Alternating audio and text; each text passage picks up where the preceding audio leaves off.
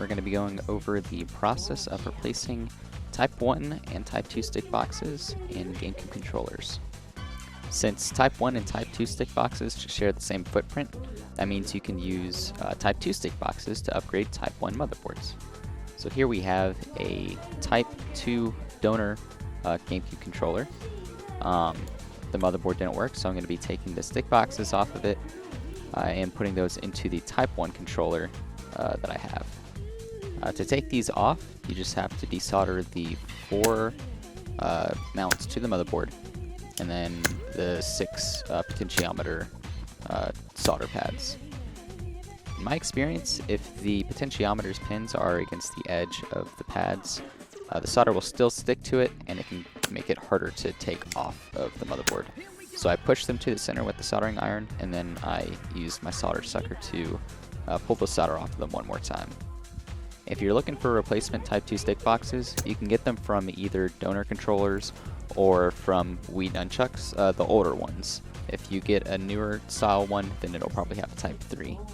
Sometimes if I have trouble pulling off the stick box, I'll wiggle it, see where it looks like it's not wiggling, and then I'll tap it with a soldering iron while I pull on it, and that'll usually fix the issue. And there you go. There's your Type 2 stick box ready for replacement. I'm gonna also take the C-stick stick box off of here as well. And if you notice, the bottom of the stick boxes are 2 different colors. The C-stick box has a black bottom, and the control stick box has a white bottom. That way you can differentiate the two whenever you go to replace. Here I'm gonna take apart my Type 1 stick box controller. Nothing fancy here, just standard GameCube controller taking apartness. But yeah, you can see the Type 1 stick box there with the different colored plastic, and C-stick under it as well, same deal. After you take out the motherboard from the shell, you need to unhinge the bracket that holds the motor and the trigger pads. And then that way you can move the wire for the trigger pads out of the way, and then just pull the whole thing off.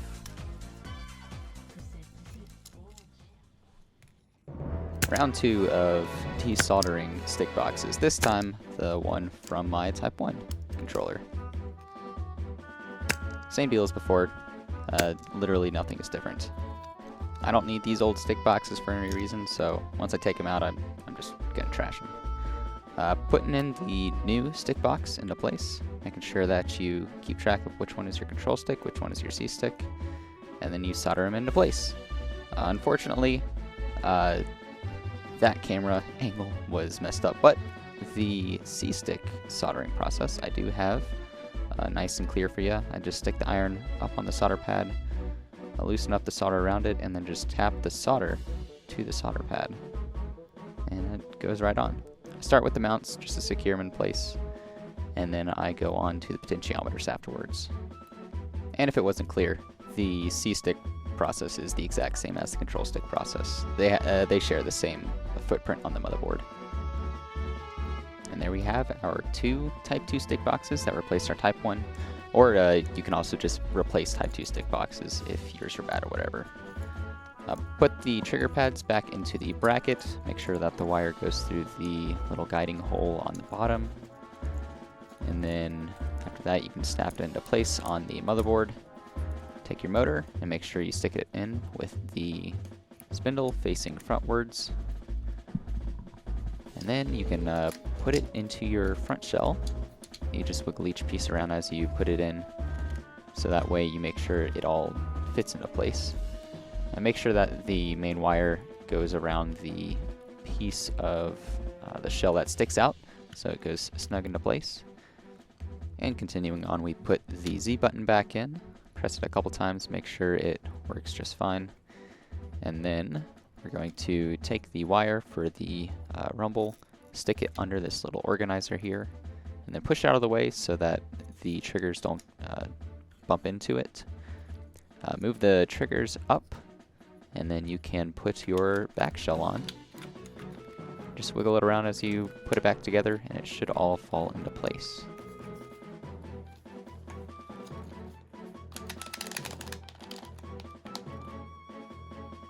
Screw it back together after you confirm that it works, and there you go. That's That's how to replace Type 1 and Type 2 stick boxes. Hope it helped.